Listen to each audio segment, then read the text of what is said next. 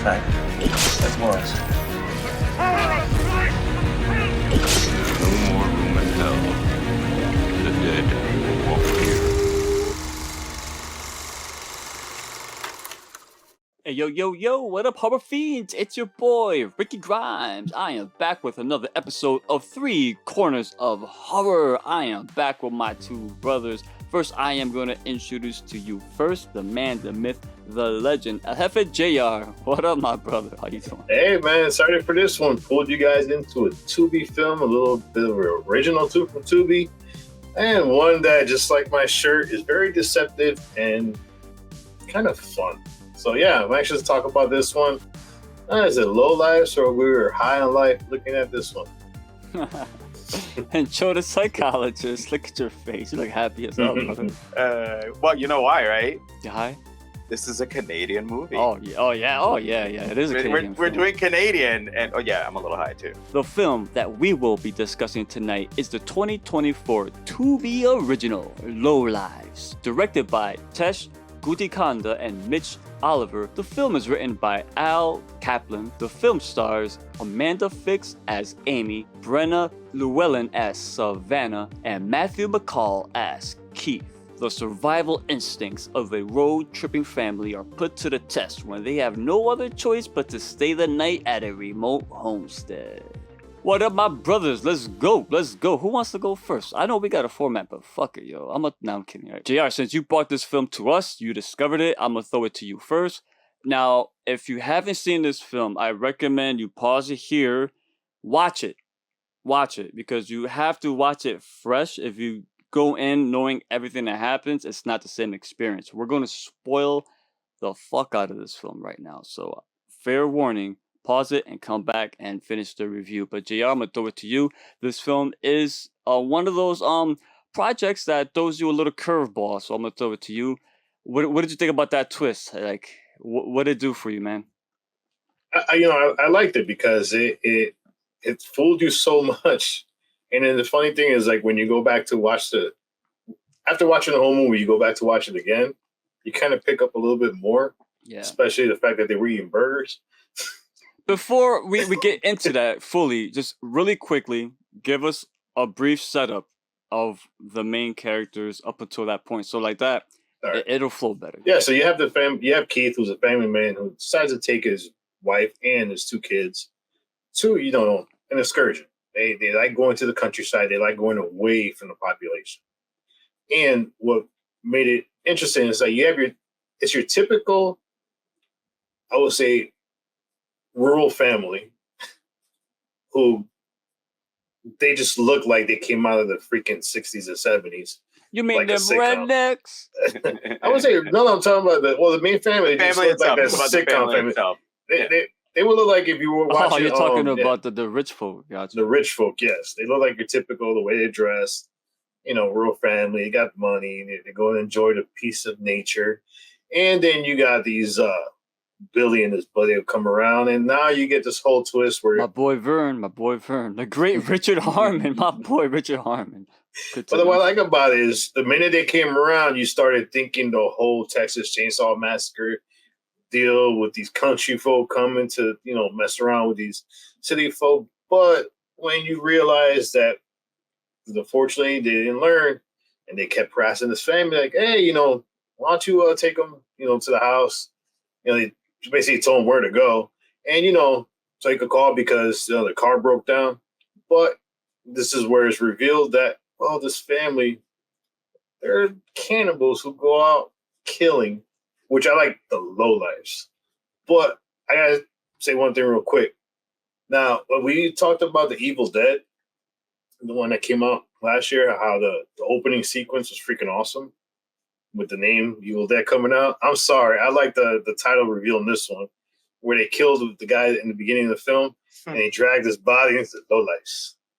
With his blood. It was simple, but I like that little creativity too. But yeah, I like the fact that this movie, they have a lot of creativity. They have originality in the way they did the film, as far as the twist and as far as, at first you thought the family was going to be the innocent ones. It turns out that they're the true villains of the film. And I like the one quick setup where they kept talking about Savannah. So they were leading up to Savannah, who likes to play with crossbows, is very good, and yeah, it kind of set this movie up very well. A lot of foreshadowing in this film, and but yeah, the twist of the family, amazing. Cadmus Everdeen over here. What up, Joe? Let me ask you, like you always ask me. Did you figure out the twist beforehand? So when you quickly got introduced to the two country guys, I felt no, it's already gonna. It's a little too in your face for it to be that. So as I'm figuring it out, and if this is your first time watching, Adam is my husband. He's in the kitchen watching the movie. He stops for a second. He goes, "What if it's the family? Wouldn't it be cool if the family is actually a traveling bunch of killers?" And I'm like, huh. And it turned out to be, We're the Millers and the Hills Have Eyes combined together. So yeah, I love the twist. I'm not gonna say I was like, oh, I figured it out completely. I knew it, but I did say what Adam thought to himself, or how he asked you, or stated to you, because the character of Keith, once you see this family, he's weird, very odd. The kid was odd. It just the family. They just didn't feel like a family you would root for whatever reason.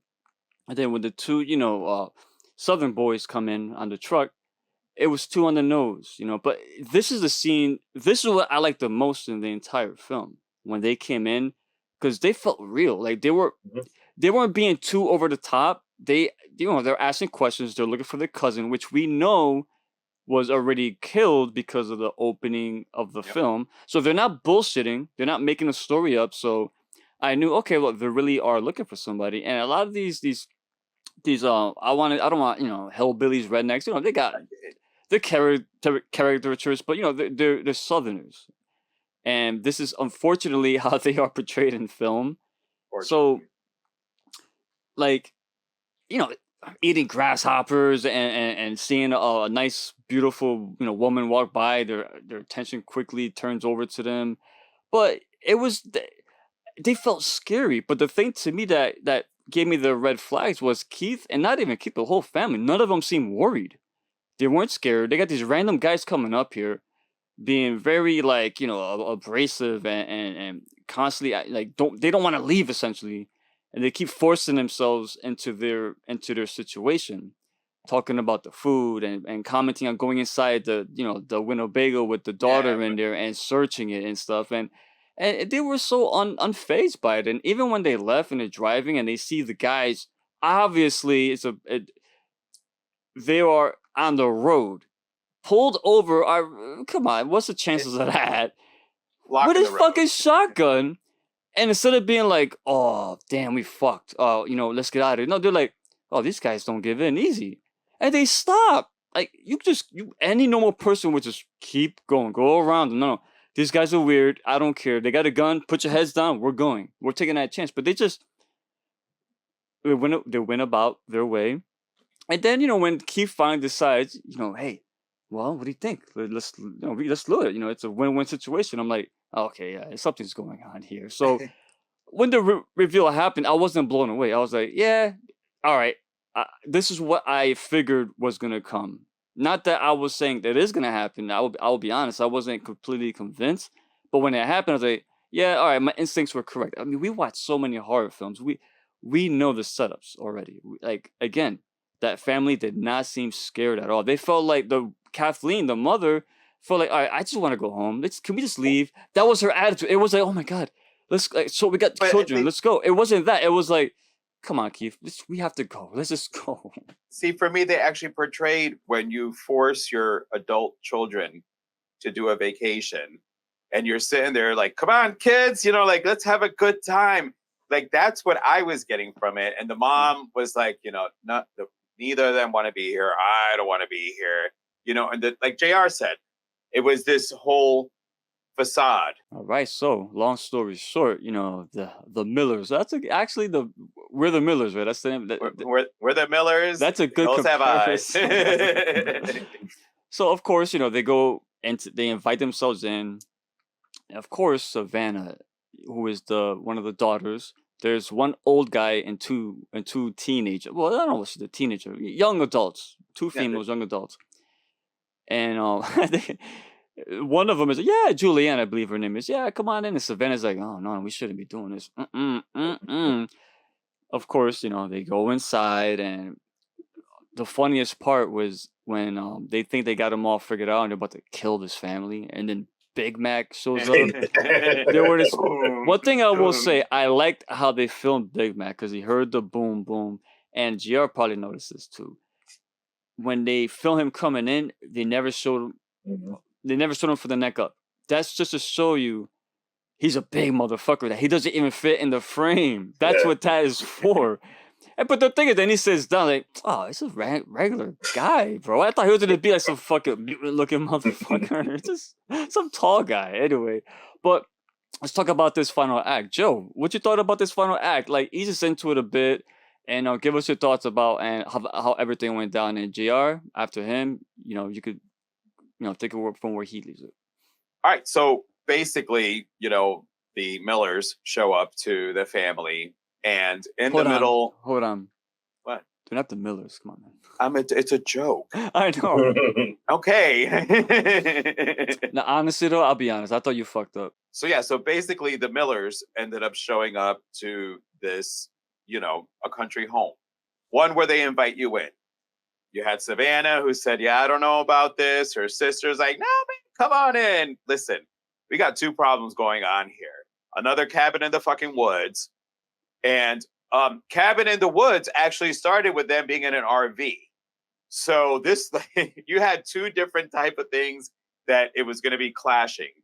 And if you read the description, of the movie, it just, you didn't realize it's basically two different families. And then Savannah, who gave you Aaron from Your Next Fives, because you now understood the montage that you got of her with the bows and arrows, that you knew she was going to be the one that was going to take on the family.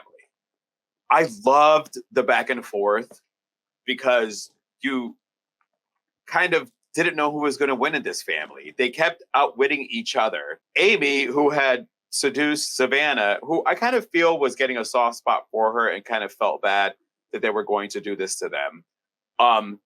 Still, I gotta say, when she went to go stab her, and she pushed her off and she landed on the knife, that shit had to have hurt. and I would have been like, wait, why do you have a knife? And mind you, she didn't sell that for the rest of the film either. I caught that. And she could have caught an artery, bro. Yeah, and still like nothing. No limp, but nothing. I love the back and forth. I will say, because I brought up Aaron and You're Next, right? For the final one, when you've got Savannah and Amy against each other, and Savannah told her to run. I went, fuck. That stupid cop's going to show up. And when he's going to be going out there, Savannah's going to have the shit in her hands.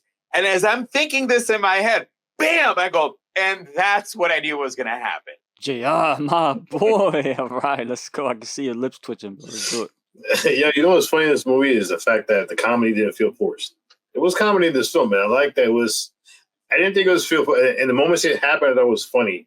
Like when Keith looks out the window and his kid's killing Big Mac, and he goes outside. He's come here. He's like scolding him. The dude just killed somebody.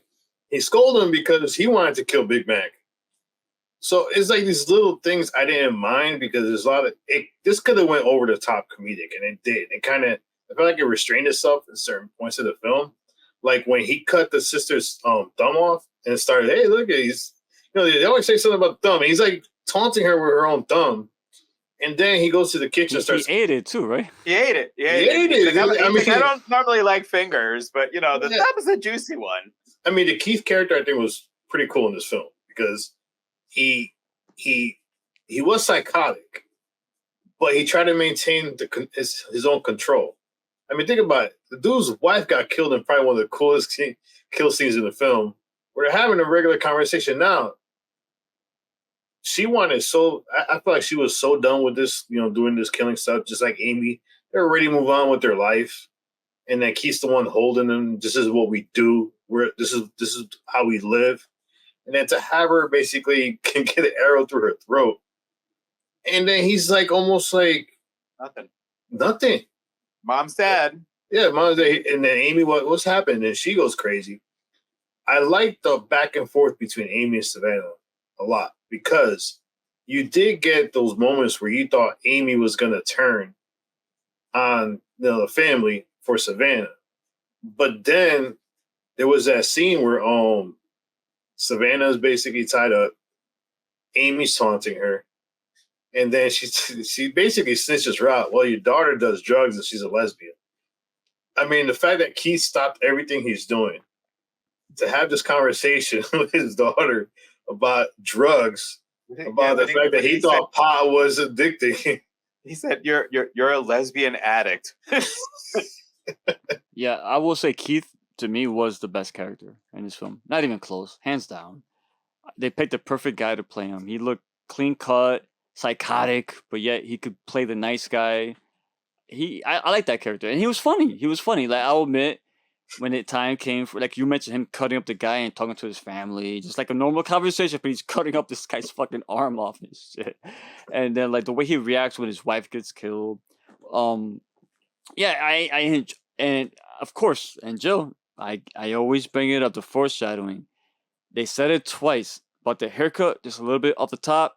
That's how he's dying. So of course, how does he die? A little bit off the top. A little bit off the top. It was funny because I was like, hold on a second, Vern is still out there. Vern's gonna come in. He's gonna be a hero. He did kind of break up the party. Of course, he got killed too. But and I like him. He's been on so many like shows. That's my boy, Richard Harmon.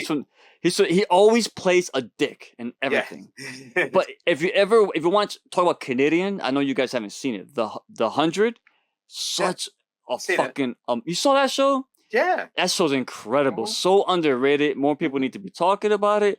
He has a character who he started off as a dick, but then he transformed into one of the bigger heroes. Yeah, he had a good arc. So one of the better arcs. The best, yes. I love character journeys, and he had it in that. Actually, he had the best character arc because everybody else kind of their arcs. Everyone else did have the best character arc. Everyone else is kind of inconsistent, but he always stood tried and true to his character. So when I saw him pop up, he's great. When I saw him pop up, that's why I thought he was going to be the killer because I'm like, he can play a psycho so good. He's so good at that. So to see him, but then I'm like, no.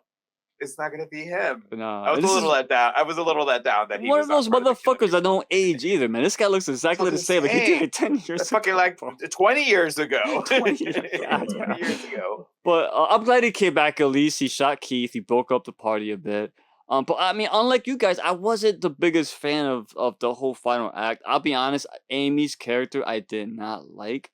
I know how you, JR mentioned how she was conflicted. It was too inconsistent for me because the way she pressed herself onto Savannah was so forced and it seemed so fake. Savannah's all of us are gonna fall for this random person that comes here and starts flirting with her and seducing her and giving her drugs, and I didn't. And when she had the fucking cell phone, she said, "I thought you guys didn't have a phone." I'm like, her excuse was, "Oh, it's dying." Motherfucker, no, it ain't. You just used it. I would have been more satisfied if Amy would have said, honestly, I'm talking to my significant other, and I'm hiding this from my parents. I don't want them to know that I took this because I'm not supposed to have this on this trip. But she did it, and then Savannah's like smart, but then she's like, "Oh, okay." With what you just said, you just caught her on the phone after she just said they got no phone. With what you just said, though, when she went in there, that's why I said I kind of agree with JR a little bit. Her job is one thing. Her father didn't know she was a lesbian. So when she was in there and doing, her tricks to, distract her, there was some personal in there. But that's what I'm trying to say. I'm saying. So that's what I'm getting at. It was fake because there was some selfishness in it, but I do think that there was a slight, especially with the piano part. Here we go. I'll explain this to better further what I'm trying to say. When the mother's killed, she starts saying, these people, they have dreams, ambitions. They're not just, like they don't deserve this essentially, right? She's going, defending the victims, and all of a sudden, she turns psycho. And then, like JR had mentioned that line, I'd rather eat pussy than people, which honestly, I found that cringe. I was like, oh god, that's bad. Oh my god. But with that line aside, I understand why it was in there, so it's not a deal breaker. No, But it's not. but it's like, okay, so she doesn't want to hurt people anymore, but then she just turns psychotic again. Like, what's going on? And the mother, the Because her same thing. Her mom mother got can flip killed. it. Her mom- Yes, I but think- I when think she the got mom- killed, yes, I understand that. But when her mom got killed, that's when she started saying, "Why these people? They're not like when the father kept saying they're low lives and they have no ambition," and she's defending them. And 1 second, the next, he's like looking at her and with that devilish smile, like, yeah, we're gonna fuck you up. Now, wait a minute, weren't you just defending this family? All over the place. Because she did say you fucked with the wrong And the family. same thing with Kathleen. She's like conflicted. She doesn't want to do it no more. But all of a sudden she's like, yeah, let's do this. Oh my God. It's just sending mixed signals. And it was just too, for me, One thing with personally, Kathleen, the writing was all over the place in this movie. Because remember, one thing with Kathleen, she was on drugs. But and I wish they would have told us what drugs she was on. She was on antidepressants, antipsychotic. But And because remember, Keith was like, these pills was making you crazy. No, these pills were actually controlling her because her character from the get-go didn't want to be there at all. Her character, she wanted to move past it because she didn't even want to hurt this family. What's crazy is, I'm sorry, Jared, I don't. Well, yeah, because she didn't want to hurt this family either. Kathleen didn't want to have anything to do with this family. That's why she wanted to keep moving on. Yeah. But the fact that Keith was such a dominant figure, it was all him. He you could tell he had a strain on, like a hold on her, because the minute, remember, he grabbed her and he was hurting her. She was, stop, you're hurting me. And then she realized, all right, I have to follow along with this in order to basically get over with this. Yeah. Because and Amy didn't want to be there either. Because Amy was, because remember, she said, I just want to live a normal life. I don't even want to be here. I want to just enjoy it. So you have the two female characters in this family looking just to get out. Yeah. But, and remember, the mother was the one that also understood what she was going through with her sexuality. So the fact that she lost the one person that, was basically her grip on being normal, kind of, and then Savannah was the one that basically killed her. Now, I think if the other sister would have killed her, you would have probably had a different reaction. But the fact that it was Savannah that killed her kind of like pushed her over the edge, because now this is the person that, we were about to basically have sex in your room, but then you killed my mom. So it's like one of those things where like, all right, so you made her snap, but at the same time you were endearing to her. Yeah. Before I move on, the Amy character, again, you mentioned it before. I found it sincere, her feelings towards Savannah. And I did, and of course, because this was also, instructed to us, the viewers, in the beginning of the film, she wanted nothing to do with this tradition no more. She walked out on her own. She's, she's lacing her marijuana with God knows what. So she wants to get away from all of this. But then when this final act happens, she turns psychotic all of a sudden. Like, no remorse, nothing. She's just the worst of them all. And the fact that she's the one that survived, I didn't like that because I hated that character so much. Let's close it out though. JR, I'm gonna throw it to you first, bro. Let's rate this one. I'm curious, what you got, brother? Let's go. Just to counter you a little bit, I think what happened in this film, though, you had the Keith character was just so overpowering in this film. Keith was amazing in this film. He reminded me of if Marty McFly became a serial killer. That's what he would look like. Because he was like Marty McFly as a serial killer. Yeah. And then the fact that he did carry this movie. Now, he did. Like the Amy character was supposed to be the main character, but you have this father figure that basically is so just he overshadows everybody. I mean, I like the fact that he would go from calm, cool to collect, to basically sarcastic, fucking evil as shit, then go back to calm, cool, collect. I mean, he was so pissed off that they didn't want to try the piece of the tongue, and that's why he cut off her finger. Like, you eat this, I'm gonna cut your sister's finger off, and then no, he cut her finger off anyways. But he was so pissed off that they didn't want to try what he was in the kitchen cooking. He had the chef hat on, which is fucking funny as fuck. Yeah, that's the thing between him and Amy. his character was all over the place, but that's by design because Yes. he is portraying this nice guy, but he's not, and he's this witty, sarcastic, evil bastard. With Amy, her whole point was she wants to get out of this lifestyle. She wants out. But then when all of a sudden she's this loony maniac at the end, it just didn't connect. Good. Yeah, I mean, for me, At least for me. I'm gonna give it 3.5. I do like the way this film kept going as far as like, you know, the way it started with the media kill. And then when you go into the, you know, meeting the family and then meeting the hillbillies, it played into those tropes. Those horror this played into a lot of horror movie tropes. Because even when Savannah was sitting there with her father and her sister, and then they were talking about you know, oh, you know, when they're knocking on the door, oh, maybe some killers outside.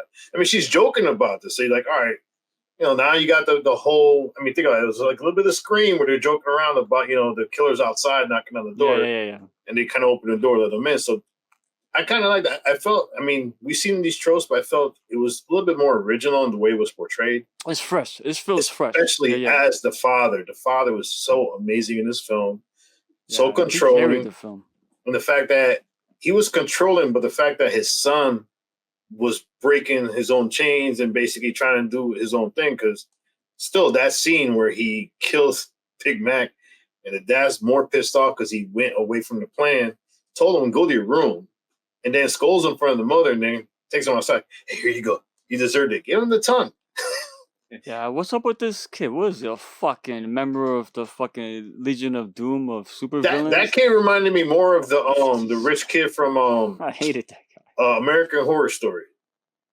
What was I it? can see that. From Freak Show, right? Freak Show, yes. There's a Freak Dandy. Show and Kind of remind me of that. So he when I kept seeing him, that's all I kept thinking about the rich kids. not as Ben- good Ben- though. Ben No, Whitrock. it's good. Not as good. No, Yeah. no. So, my only little like on the movie was the son, because he kind of reminded me of like Wild Child, and like when he was killing Big Mac and he's running around, I'm like, is he a speedster? You know, all this, like that was the only part I did not like. It just gave me feels of like it went a little superhero on me, and this scene could have been a little bit better, but him running around like it just is like, so is he a speedster? Like, you know, is this Wild Child? And by the way, Wild Child is from the Mutant Liberation Front.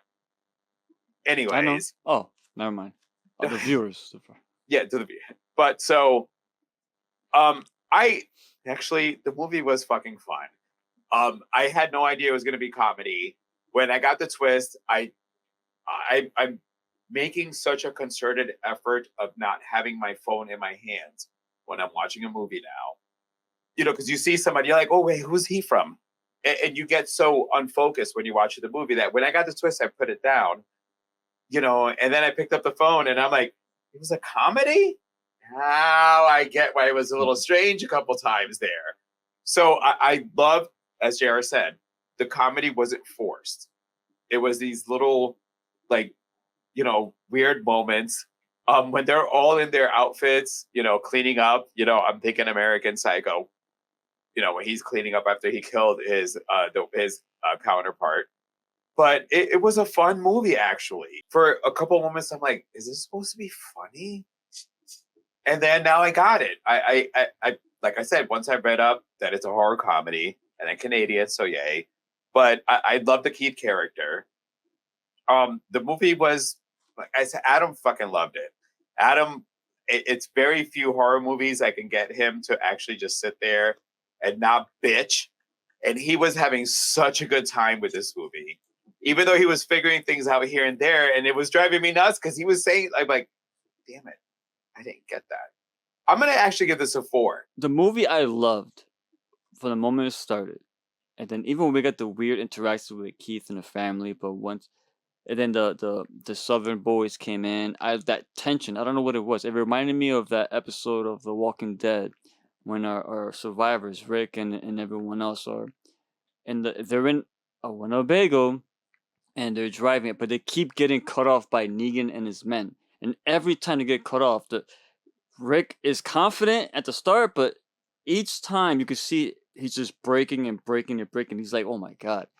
And I got a similar feeling to this where, all right, this is getting weird. But then I get thrown out again because this family they don't show fear. They're just like, it's a nuisance more than they're scared.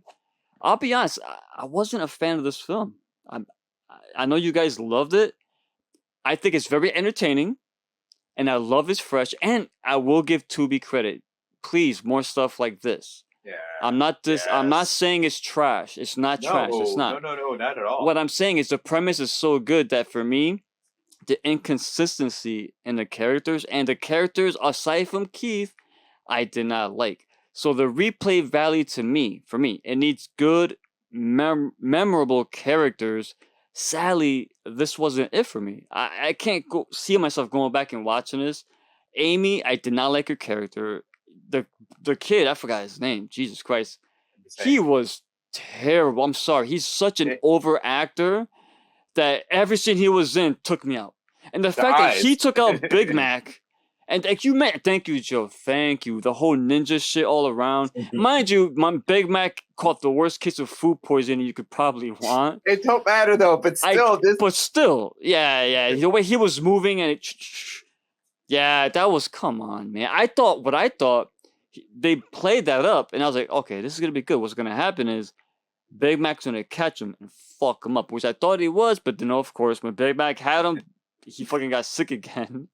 The poisoning. Yeah, and again, I'm not a fan of vomiting and stuff, and this movie had tons of it. Oh, Jesus Christ. That's like one of my phobias. And I don't like seeing it in real life. I don't like seeing it in film.